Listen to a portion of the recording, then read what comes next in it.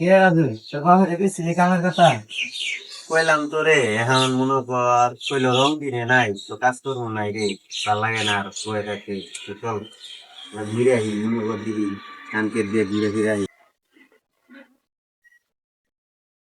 আরে চিল্লাচিল্লি কথা না, কাজ কাম করি না, খালি ঘোরাফেরা করি।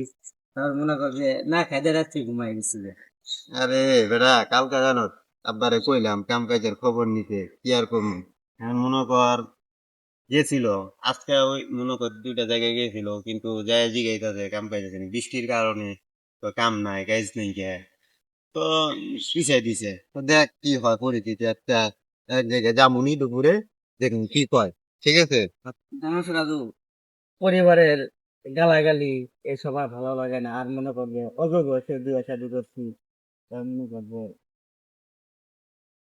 বাস্তবতাটা এরকম রে, যেমন যখন মানুষের ইমোশনাল থাকে, আবেগ থাকে, ওই সময় আর এই ভাবার নাই। এই যে যে আসলে বিয়ে শাদীর পরে যে দায়িত্ব, তারপরে মনে কর কত যে কি পালন করতে হয় নিয়ম কারণ, এগুলো যদি আমরা মানে 20 বছর 18 বছর আগে নিয়ন্ত্রণ করতে পারতাম, তাহলে আজকে মনে হয় মনে কর আমাকে কোনো নির্দিষ্ট কাজকর্ম থাকলে তাহলে মানে সুন্দর জীবন চলতে পারতো। কিন্তু এখন বর্তমানে আমরা যখন আমাকে বয়সটা ছিল, হ্যাঁ উঠতি বয়স, তখন গায়ে আমরা বিয়ে শাদী করে লাগছি জানো। এখন আমাদের এই বাস্তবতা সত্য মেনে নিতেই হইব, কারণ করে কিছু নাই। মনে কর এখন যেমন আমাদের কাম কাজ বলতে কি, আমরা গ্রামে এখন রাজমিস্ত্রি কাম, রং মিস্ত্রি কাম, এটি করে আমাকে এখন চলতে হইব। আমি জীবনে নতুন কিছু করা বা ভাবার চিন্তা ভাবনা করতে হইব। চলো আজকে দুপুরে মনে করে আল্লাহ দেখি বাইরে কাম কাজের জন্য, আর ভাল লাগে না আর কি করবো, চল।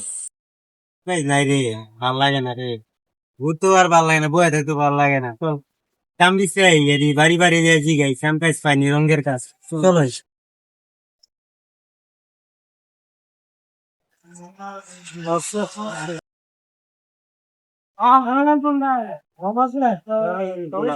তাই কাম কাজ করাইবেন বাড়ি?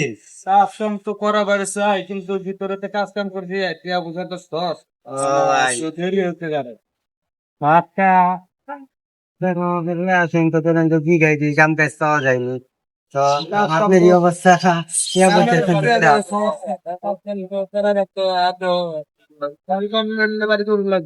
বুঝতে পারছি। তো ঠিক আছে ভাই, কাম কাজ করাইলে ভাই একটু সুস্থ করে দিয়েন।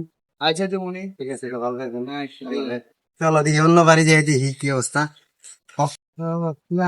তো গেলাম কাম কাজ হইলো না, অবস্থা খারাপ। তো যাই দেখি কি অবস্থা দিয়ে যাই দেখি। দাদা কেউ আছেন? বাসায় দাদা আছেন নাই বাসে কেউ ভাই? আছেন নি ভাই? হ্যাঁ আছি। হ্যাঁ ভাই, সালাম আলাইকুম ভাই, ভালো আছেন? ওয়ালাইকুম আসসালাম। তো কাম কাজ কি করাইবেন বাড়ি? বাড়ি কাম কাজটা করো নিজা, কিন্তু এখন যে একটা অবস্থার মধ্যে আছি, কাম কাজ করা তো খুবই সমস্যা হয়ে যায়। বাড়িরও তুলসি এটাও আছে।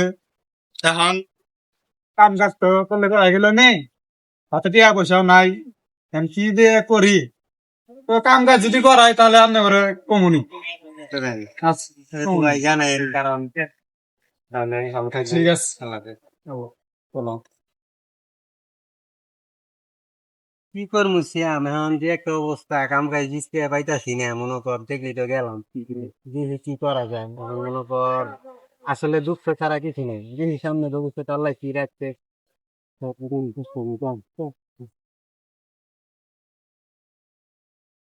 মা বাবা যদি আসলে আমাকে বেকারত্বটা বুঝ করে, তাহলে আমাদের সাথে এই দুর্ব্যবহার করতো না। আর এলাকার মানুষে যদি মনে করে বেকারদের জন্য কিছু করতো, তাহলে মনে হয় আমাদের আর এই কষ্ট হতো না। আসলে বেকারত্ব যে কতটা কষ্ট, এই যে আমরা নিজেরাই বুঝতে পারি। দেখ, তোরা নিয়ে নিয়ে ঘুরলাম কাজের জন্য, তা কেউ দিতে চায় না, কারণ সবারই সমস্যা দেখার এখন বর্তমানে কিভাবে কাজ দিব মনে কর। কিন্তু এই সমস্যাটা পরিবার বুঝে না। আর আসলে যে মধ্যবিত্ত পরিবারদের যে ছেলে মেয়ে হয়ে যে আমরা জন্ম নিচ্ছি, এটা আমরা কি ভুল হিসেবে জন্ম নিছি?